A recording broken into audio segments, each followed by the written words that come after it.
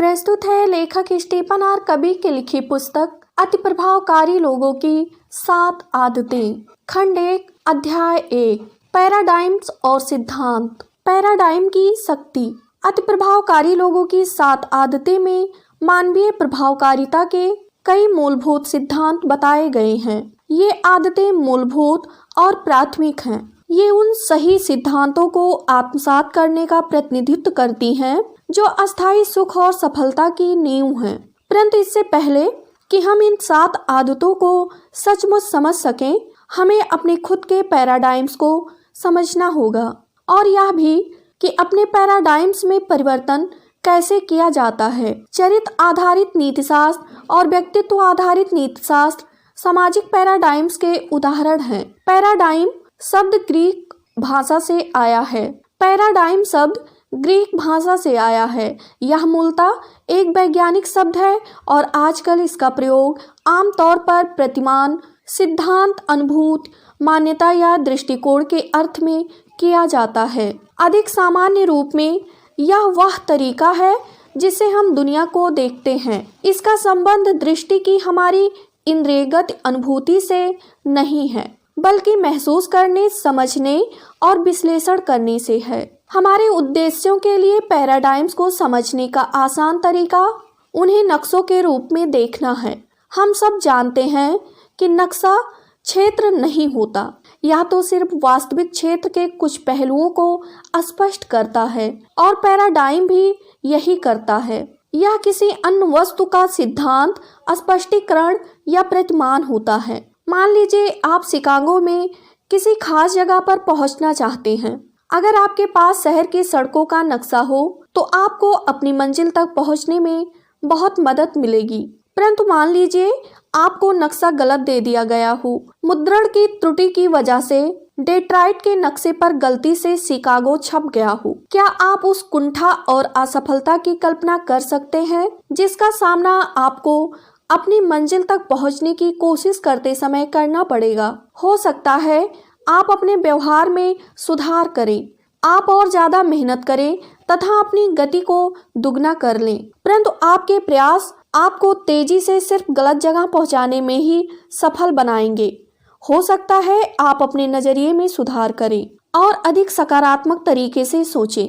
आप अब भी सही जगह पर नहीं पहुंच पाएंगे, परंतु शायद आपको इसकी परवाह नहीं होगी। आपका नजरिया इतना सकारात्मक होगा कि आप जहां भी पहुंचेंगे वहीं पर खुश रहेंगे। मुद्दे की बात यह है कि आप अब भी भटक रहे होंगे। मूलभूत समस्या का आपके व्यवहार या नजरिए से कोई लेना देना नहीं है।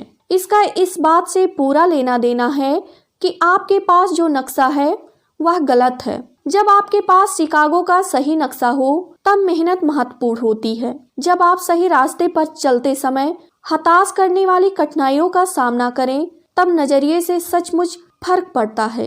परंतु पहली और सबसे महत्वपूर्ण आवश्यकता यह है कि नक्शा सही हो। हम में से हर एक के मस्तिष्क में बहुत से नक्शे होते हैं जिन्हें मुख्य रूप से 2 श्रेणियों में रखा जा सकता है। मानसिक नक्शों के माध्यम से हम अपने हर अनुभव की व्याख्या करते हैं। हम अपने नक्शे के सही होने के बारे में शायद ही कभी सवाल करते हैं। आमतौर पर तो हमें यह भी पता नहीं होता कि हमारे पास नक्शे हैं। हम बस यह मान लेते हैं कि हम जिस तरह से चीज़ों को देखते हैं वे सचमुच उसी रूप में हैं या उन्हें उसी तरह होना चाहिए। हमारे नज़रिए और व्यवहार इन्हीं मान्यताओं से उत्पन्न होते हैं। हम जिस तरह से चीज़ों को देखते हैं उसी से यह तय होता है कि हम किस तरह सोचते हैं और कार्य करते हैं। आगे बढ़ने से पहले मैं आपको एक बौद्धिक और भावनात्मक अनुभव लेने के लिए आमंत्रित करता हूँ। कुछ पल ठहरकर पृष्ठ 34 की तस्वीर पर नजर डालें। अब पृष्ठ 35 पर छपी तस्वीर देखें और आपने जो देखा उसका सावधानी से वर्णन करें। क्या आपको उसमें महिला दिख रही है?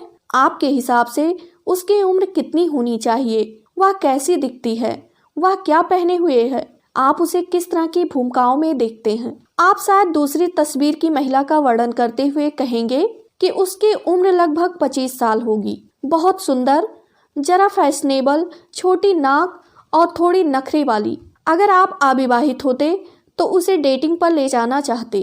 अगर आप रिटेलिंग बिजनेस में होते तो आप फैशन मॉडल के रूप में उसकी सेवाएं लेना चाहते। परंतु अगर मैं आपसे कहूं कि आप गलत हैं, अगर मैं कहूं कि यह तस्वीर 60 या 70 वर्ष की महिला की है जो उदास दिखती है, जिसकी नाक बहुत बड़ी है और जो निश्चित रूप से मॉडल नहीं है, वह एक ऐसी महिला है जिसकी शायद आप सड़क पार करने में मदद करना चाहें। सही कौन है? तस्वीर को दोबारा देखें। क्या आपको बूढ़ी महिला दिखाई दी? अगर नहीं तो कोशिश करते रहें। क्या आप उसकी बड़ी नाक को देख सकते हैं, उसकी शॉल? अगर मैं और आप आमने सामने होते तो हम इस तस्वीर पर चर्चा कर सकते थे। आप मुझे बता सकते थे कि आप क्या देखते हैं और मैं आपको बता सकता था कि मैं क्या देखता हूँ।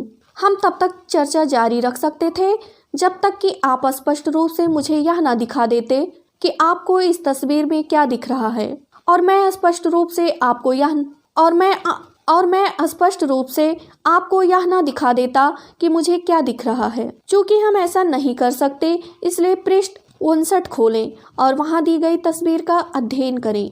इसके बाद इस तस्वीर को दोबारा देखें। क्या अब आपको बूढ़ी महिला दिखाई दी? यह महत्वपूर्ण है कि आगे पढ़ना शुरू करने से पहले आप उसे देख लें। इस प्रयोग में मेरा पहली बार सामना कई साल पहले हार्वर्ड बिजनेस स्कूल में हुआ। प्रशिक्षक इसका प्रयोग स्पष्ट और प्रभावपूर्ण ढंग से यह दर्शाने के लिए कर रहे थे कि दो लोग एक ही चीज को देखने के बाद भी असहमत हो सकते हैं और दोनों ही सही होंगे। यह तार्किक नहीं है, यह मनोवैज्ञानिक है। प्रशिक्षक कमरे में बहुत सारे बड़े कार्ड्स लेकर आए, जिनमें से आधे कार्ड्स पर एक युवती की तस्वीर थी जिसे आपने पृष्ठ 34 पर देखा था, और बाकी आधे कार्ड्स पर पृष्ठ 59 वाली बूढ़ी महिला की तस्वीर थी। उन्होंने कक्षा में कार्ड्स बांट दिए। कमरे के एक हिस्से में उन्होंने युवती की तस्वीर वाले कार्ड्स बांटे और दूसरे हिस्से में बूढ़ी महिला की तस्वीर वाले। उन्होंने हमसे कहा कि हम 10 सेकंड तक अपने अपने कार्ड्स पर ध्यान केंद्रित करें। इसके बाद उन्होंने हमसे कार्ड वापस ले लिया। फिर उन्होंने प्रोजेक्टर के माध्यम से स्क्रीन पर पृष्ठ 35 पर दी गई तस्वीर दिखाई, जो दोनों तस्वीरों को मिलाने से बनी थी। इसके बाद उन्होंने पूरी कक्षा से उस महिला का वर्णन करने को कहा जिन लोगों ने कार्ड में युवती की तस्वीर देखी थी।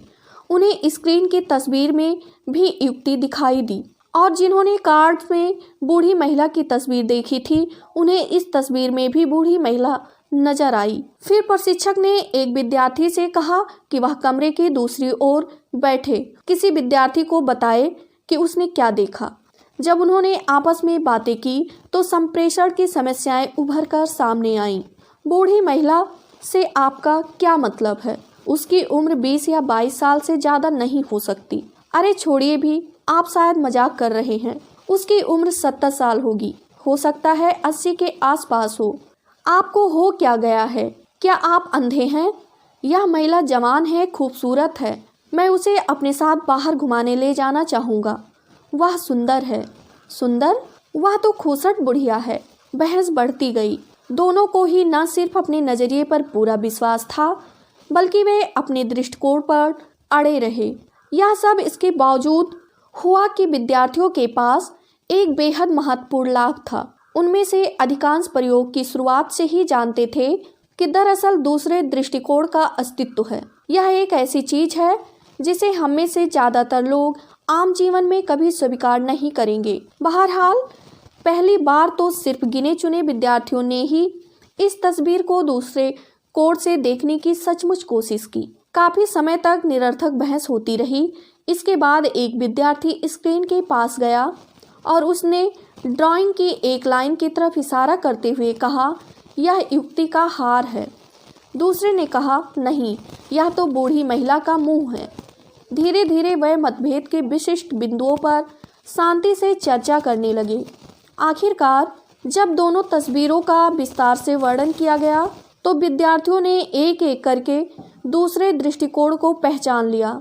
शांति, सम्मान और स्पष्ट संवाद के माध्यम से कमरे में बैठे हम सब विद्यार्थी अंततः दूसरे दृष्टिकोण को देखने में सफल हुए। परंतु जब हम उससे नजरें हटाकर दोबारा उस तस्वीर को देखते थे तो हम में से अधिकांश को तस्वीर में वही छवि दिखाई देती थी जिसे देखने के लिए हमें 10 सेकंड की अवधि में कंडीशन किया गया था। मैं अक्सर इस अनुभूति प्रदर्शन का प्रयोग लोगों तथा संगठनों के सामने करता हूँ, क्योंकि इससे हमें व्यक्तिगत तथा पारस्परिक प्रभावकारिता की गहरी समझ मिलती है। इससे सबसे पहले तो यह पता चलता है कि कंडीशनिंग हमारी अनुभूतियों और पैराडाइम्स को कितनी प्रबलता से प्रभावित करती है। अगर चीज़ों को देखने के हमारे दृष्टिकोण पर 10 सेकंड में इतना प्रभाव पड़ सकता है, तो फिर जीवन भर की कंडीशनिंग का कितना प्रभाव पड़ता होगा। परिवार, स्कूल, चर्च, ऑफिस का माहौल, मित्र, सहयोगी और व्यक्तिगत आधारित नीतिशास्त्र जैसे सामाजिक पैराडाइम हमारे जीवन पर खामोशी से अचेतन प्रभाव डालते हैं। वे हमारे दृष्टिकोणों, पैराडाइम्स और नक्शों को बनाने में मदद करते हैं। इससे यह भी पता चलता है कि ये पैराडाइम्स हमारे नज़दीकियों और व्यवहारों के स्रोत हैं। हम उनके बाहर रहकर अखंडता या सत्यनिष्ठा से काम नहीं कर सकते। जो हम देखते हैं, अगर हम उससे भिन्न बात या आचरण करें तो हम पूर्णता कायम नहीं रख सकते। अगर आप उन 90% लोगों में से होते जिन्हें कंडीशनिंग किए जाने के बाद मिश्रित तस्वीर में युक्ति दिखाई देती है, तो बेशक आपको यह सोचने में कठिनाई होती कि सड़क पार करने में आपको उसकी मदद करना पड़ सकती है। जिस रूप से आप उसे देखते हैं, आपका नज़रिया और व्यवहार निश्चित रूप से उसी अनुरूप होता। यह हमें व्यक्तिगत आधारित नीतिशास्त्र के एक मूलभूत दोष से परिचित करवाता है। अगर हम उन मूलभूत पैराडाइम्स की जांच करने में असफल रहे जिनसे हमारा व्यवहार और नज़रिए उत्पन्न होते हैं, तो बाहरी नज़रिए और व्यवहार को बदलने की कोशिशों से लंबे समय में बहुत कम लाभ होता है।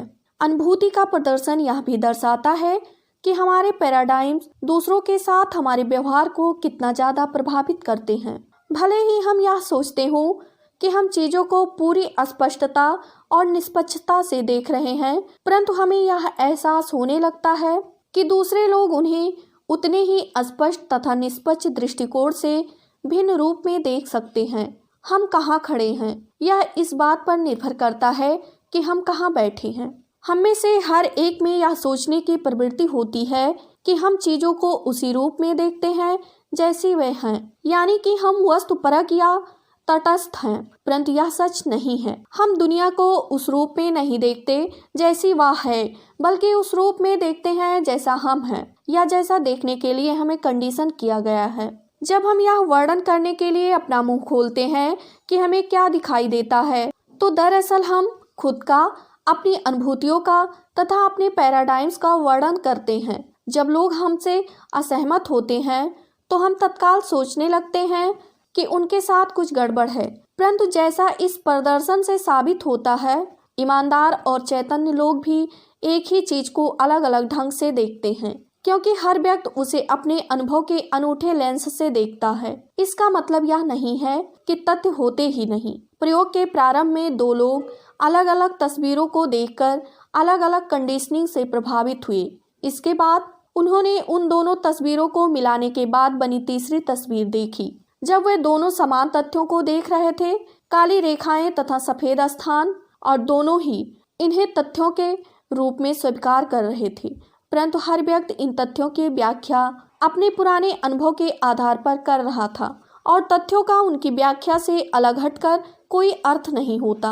हम अपने मूलभूत पैराडाइम्स, नक्शों या मान्यताओं के बारे में जितने अधिक जागरूक होंगे, इस बारे में जितने अधिक जागरूक होंगे कि हमारा अनुभव हमें किस हद तक प्रभावित करता है, हम अपने पैराडाइम्स की उतनी ही ज़्यादा जिम्मेदारी ले सकते हैं। इस स्थिति में हम अपने पैराडाइम्स की जांच कर सकते हैं, यथार्थ से उसकी तुलना कर सकते हैं, दूसरों की बातें सुन सकते हैं और उनकी अनुभूतियों के प्रति खुला नज़रिया रख सकते हैं।